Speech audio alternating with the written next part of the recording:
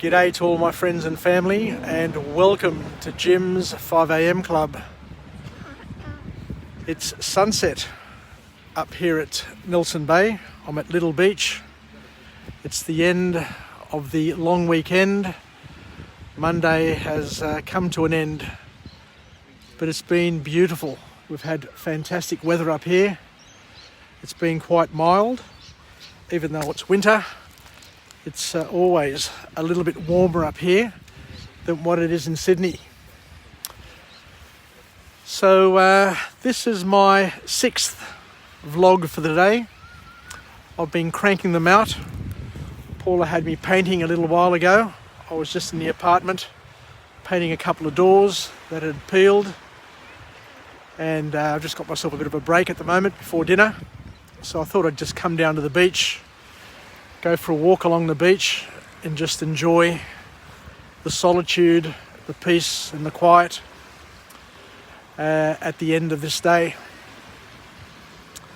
What I want to do today is take you through another book summary, but the book summary I'm going to take you through is a really interesting one in that it is a futuristic look at what's going on from a Bitcoin, from a blockchain technology perspective. And it's one of those areas that not very many people know about nor understand. And I must admit, the more I read, the more I learn.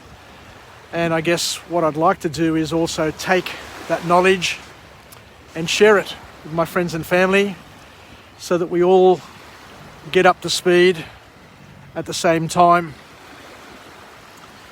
So the book is entitled Blockchain Revolution by Don Tapscott. Blockchain Revolution. So we're talking about a thing which has been around for a while. I think it's been around since 2008 or 2012. But a lot of people are only starting to hear about it in 2021. So it's taken a while to, I guess, get set and the technology to embed itself and to prove itself. But this blockchain technology is the basis, the foundation, which sits behind Bitcoin. And it's a disruptive technology that could, I won't say will, but could change the whole economic landscape. So what we'll do is we'll just learn a little bit about it. I'll just take you through the book summary and try and explain it as best as I understand it. And the author kicks off with a quote where he says that generally people believe that the economy works best when it works for everyone, and this blockchain technology is a new platform and is an engine of inclusion, of inclusion. So we'll try and find out what that all means. So the author then moves on and talks a little bit about technology and how the finance world is slowly changing.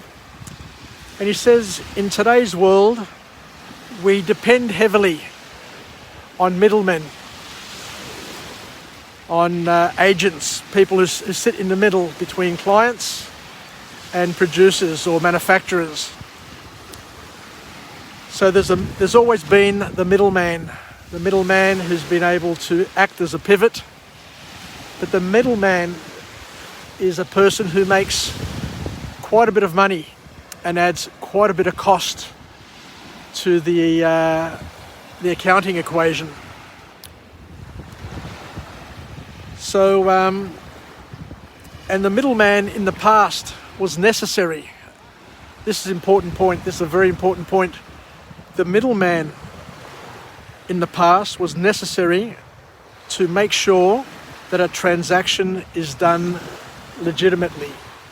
So they were the go-between. They were the agent who brought together the buyer and the seller, and they had a responsibility and a duty to make sure that the transaction was legitimate and held up. But the author then throws a spanner in the works and says, we'll try and imagine a new world where there is absolutely no need for a middleman, and that transactions could be performed trustworthily and transparently for both parties. So we're talking about a technology. This blockchain concept is a technology that enables transactions to take place seamlessly, securely, with an audit trail, and they work without having a middleman absorbing a cost. The author says that this system already exists and is going to radically change everything that we know about money. That's a big call. Blockchain and Bitcoin, according to the author, are going to change everything that we know, that we currently know about money. And money's been around for at least 2,500 years. So to disrupt that and to make such a big change that it's going to alter the way the world is a significant thing for each and every one of us. So the author says that the technology that we're talking about is known as blockchain, which is free of corruption and free of black money.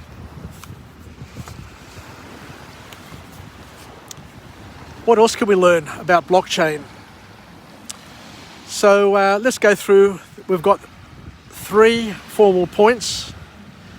The first point is as follows.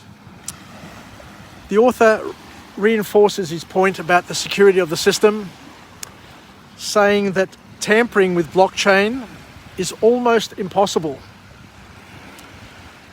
And the reason why it's called blockchain is because every transaction is recorded in what is known as a block. So transactions are captured electronically and recorded as a thing called a block, and each new block is linked to the block which was created before it. So they are linked together, hence the chain analogy, hence why it's called a block chain. So the block contains all the information about a transaction, and it also includes a little bit of information from the previous transaction that it's linked to, so that it can maintain a sequential sort of positioning. So each block, according to the author, contains information about the current block and the previous block. And because they're linked together, they form a chain, and the new block that is added is broadcast. This is important. The new block that is added is broadcast. Where is it broadcast?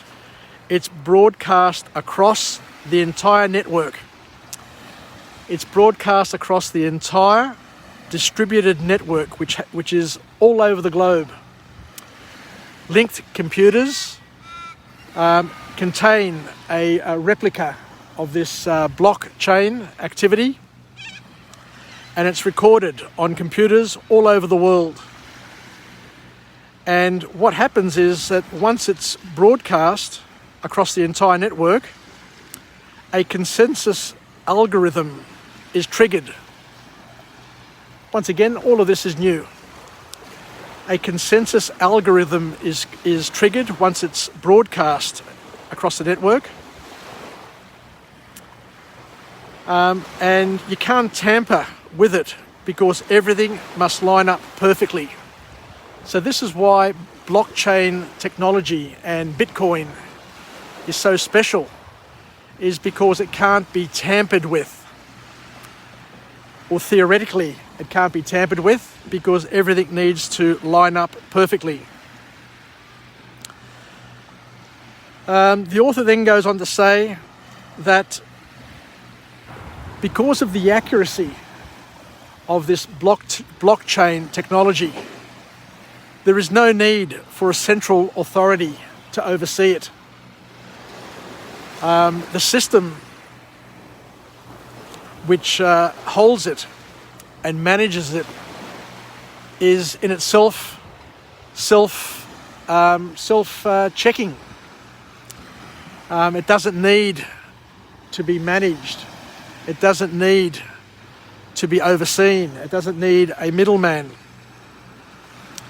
So once we've got the transaction, what happens in this system, with this technology, and this is all very interesting as well, is that in order to confirm the transaction and build a new block, because each block that's built creates a Bitcoin. So that to confirm the transaction and build a new block, what happens is the so-called miners,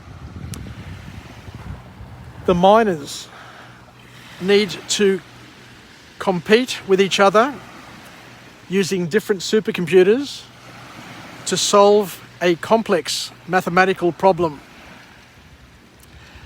And these complex mathematical problems that are included in the blockchain technology need huge amounts of computing power.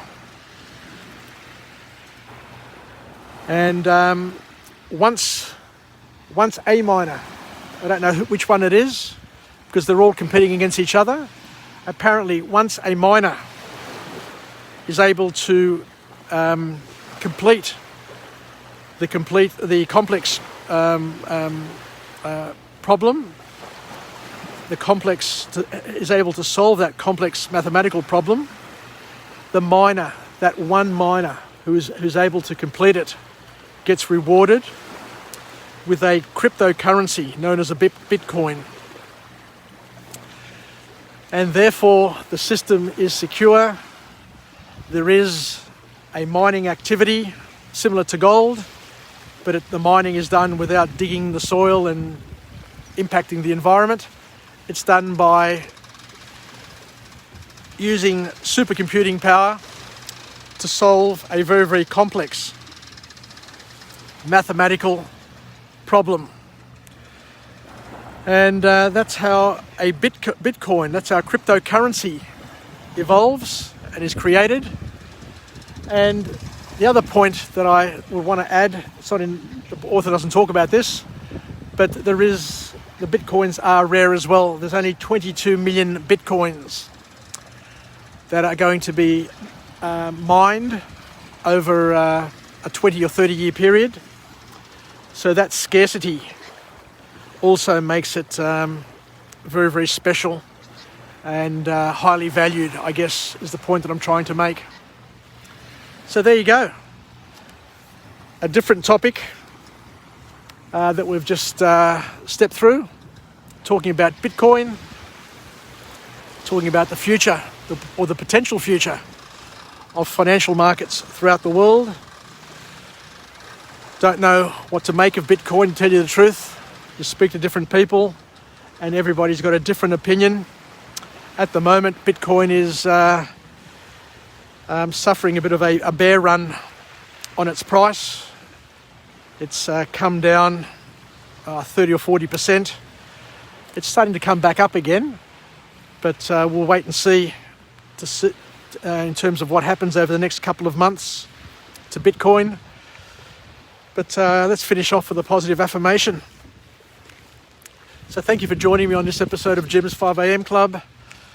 It's sunset up here at Nelson Bay. I'm alive, I am well, and I feel absolutely great. So my friends and family, stay connected, stay relevant, stay reasonable, And let's keep our finger on the pulse with this blockchain technology, and to find out whether or not Bitcoin has a future and how big a future it has. But from what I can see, from what I can read, it does sound pretty exciting. It is extremely disruptive, and it's going to be interesting to see how it all pans out. But to have a currency system which is not controlled by a central bank, which is not controlled by governments printing money, may possibly have some significant advantages, given that you don't need banks, you don't need middlemen to foster transactions. It's auditable. It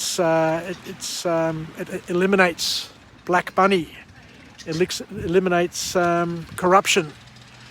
No, it ticks a number of boxes. So we'll wait and see what the court says about this. And as I say, there are 22 million bitcoins that are going to be mined, hopefully, over the next 20 years, 19 years. I think they're saying by 2040. I'll be lucky to be around in 2040. But hopefully my children and grandchildren can possibly benefit. But something to think about, something to keep at the back of your mind. Maybe worth just to have a couple of bitcoins in the super fund, or have a couple of bitcoins for the grandchildren. Who knows how they're going to grow in value over the next 10 or 20 years. Anyway, Yassas, take care. Philakia from Jim, from Nelson Bay.